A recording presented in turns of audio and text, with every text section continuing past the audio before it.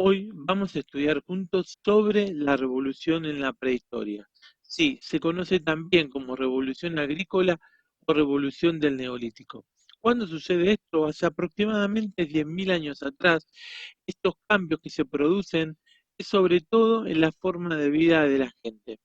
¿Qué es lo que hacen? Bueno, dejan de desplazarse de un lugar al otro en busca de recursos, de alimentos y de viviendas, dejan de realizar caza y recolección de frutos y van a ellos mismos a empezar a vivir en un lugar fijo y van a producir sus propios alimentos y van a criar a sus animales, domesticando los animales que tienen a su alcance. Eh, este cambio revolucionario, este cambio tan importante que se produce, primero, como te decía recién, ante la falta de animales, se ven obligados a tener que criarlos ellos y a cultivar también. Por eso surge la ganadería. ¿Cuáles eran los animales? Las ovejas, los cerdos, las cabras, los caballos, los perros. También aprenden a cultivar y por lo tanto llevan adelante la agricultura. Iban a cultivar trigo, por ejemplo, en Europa, el arroz en Asia y el maíz en América, como muchos otros que veremos más adelante. A partir de ese momento empiezan a construir las primeras aldeas, cerca de valles fértiles y a orillas de grandes ríos. Esto les permitía a ellos poder cultivar y tener tierras fértiles para establecerse en ese lugar fijo, criar sus animales y a partir de ahí empezar a sentirse en un lugar más cómodo donde pudieran vivir más tranquilos. La población crece porque las necesidades mínimas ya están satisfechas. Empiezan a reunirse en pueblos, cada uno realizando una tarea diferente, pero que se van a complementar unos con otros. ¿Cómo empiezan a utilizar las distintas herramientas para el cultivo? Bueno, por ejemplo, la azada era la encargada de cavar esos fosos, esos surcos, donde se va a sembrar después nuevamente.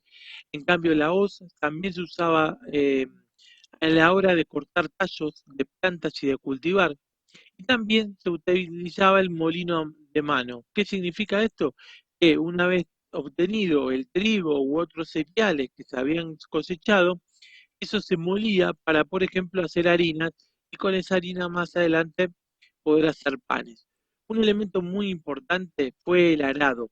El arado era realizado de madera y se usaba principalmente para remover la tierra. Al principio, los hombres eran los encargados de arar la tierra, pero con el tiempo empezaron a utilizar animales, que eran los que iban a hacer la fuerza para que ellos pudieran hacer ese, ese trabajo para después poder sembrar. Finalmente, vamos a ver cómo aparecen las primeras núcleos urbanos, se empiezan a agrupar y también empiezan a construirse viviendas cada vez más fuertes, con materiales mucho más duraderos, ¿sí? A comparación de otras viviendas como vemos a continuación. La diferencia de las primeras viviendas con las segundas. Además, nuevas industrias, nuevas actividades empiezan a surgir gracias a la sedentarización. Por ejemplo, la alfarería. El estar fijos en un lugar y van a tener mucho más tiempo también para aprovechar y poder hacer objetos con barro y arcilla que les ayudara en sus tareas diarias.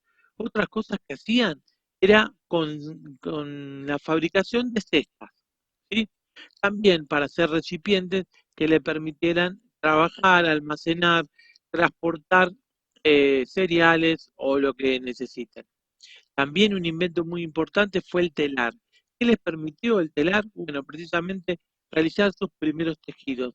La mayoría de estas actividades, como por ejemplo el tejido, la fabricación de cestas, eran realizadas por mujeres, ¿sí? Pero bueno, esto es con respecto a las actividades económicas. Estos pueblos, estos pueblos, sí, del Neolítico, ¿sí? Se van a desplazar por Asia y por Europa, ¿sí? Que después vamos a ver, y van a empezar a formar pueblos muy interesantes que van a dejar muchas cosas para aprender.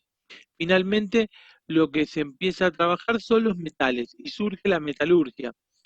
¿Por qué? Y bueno, precisamente el tema de los metales permite realizar herramientas mucho más duraderas, mucho más potentes, ¿sí? Em, en realidad el mineral lo que hace es se funde en un horno, a partir de ahí se puede empezar a manipular para poder realizar el elemento, la herramienta o el arma que yo necesite.